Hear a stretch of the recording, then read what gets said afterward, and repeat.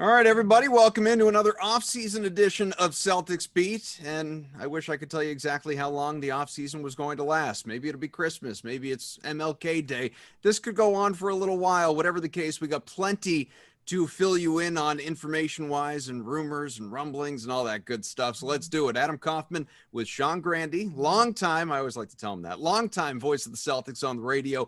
And, of course, Evan Valenti, our producer. Sean, how are you, buddy? Every time my heart springs when I hear longtime voice because I know what it means. I know what all of you are saying. I know what it's all about. Oh yeah, I used to listen to you when I was in high school or I get it. It's all code for the same thing. I understand.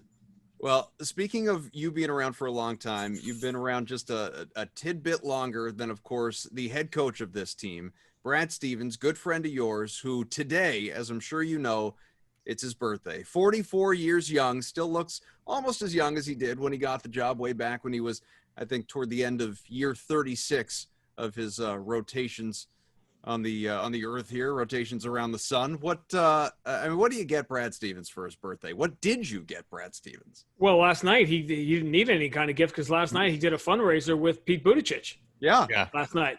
I think I said something like I was disappointed they didn't ask me to write the jokes for that. Like, the two guys, you need a strobe light to make it look like they're moving.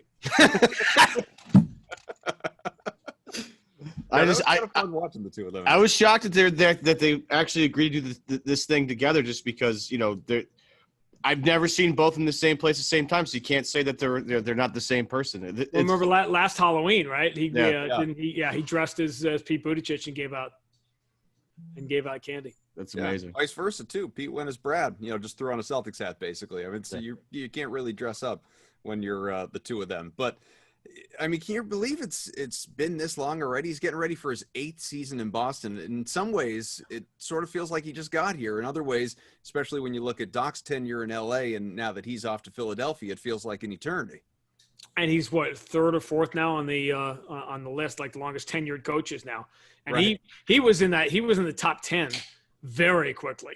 Like it took like 2 years for Brad to be in the top 10 among the tenured coaches in the league. And it's really one of the things about the Celtics that's pretty extraordinary right now is you got Rick Carlisle in Dallas and Greg Popovich obviously in San Antonio, but the Celtics have had 2 head coaches now in 16 years. And obviously Brad's going to go into the 17th year now. You're going to have 2 head coaches. And that's because I think the Knicks have had about 40 during those 17 years.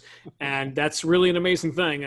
Again, one of the highlights of an organization, which, as you know, we'll probably get to this point where I was beginning for the first time to lose some of my patience with the vocal minority among the fan base that were, so unhappy with the way this year ended.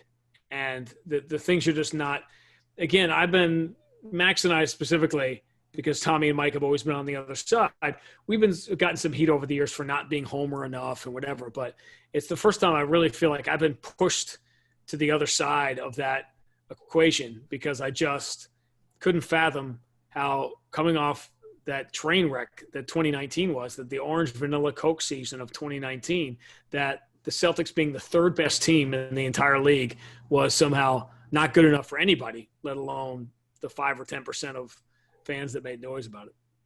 Yeah, we had debates about that on this show about how much blame gets thrown around because everybody wants to play the blame game as soon as the season's over.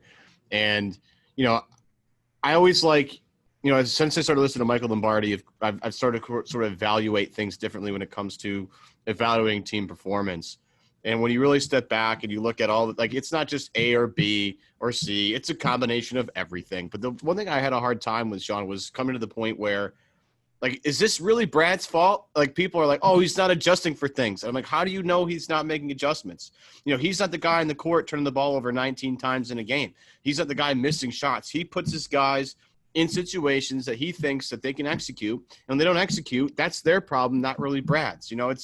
I had a hard time understanding where people came from in terms of this is primarily Brad's fault. And I'm like, how do you analyze that? How do you go to that conclusion? Because I could easily make the conclusion of he's not out there missing shots. He didn't put this roster together either. This is Danny trying to put guys together and give Brad a team he thinks that Brad can handle.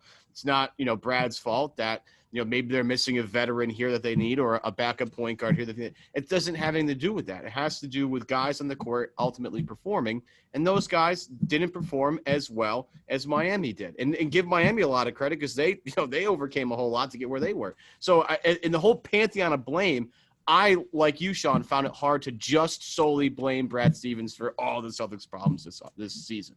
Well, here's what happened, right? Like among the many problems you have to have a strong opinion these days. Or you don't get on a talk show. You can't, it's not a tweet that's going to get a lot of likes. You're not going to get on CNN or Fox if you somehow take the middle road and call things the way you actually see them, which is the fact that it was a disappointing end to the season and the fact that it was an extraordinary year for the Celtics of overachievement or whatever. Those two things are both, you can have both of those things. Both of those things did happen.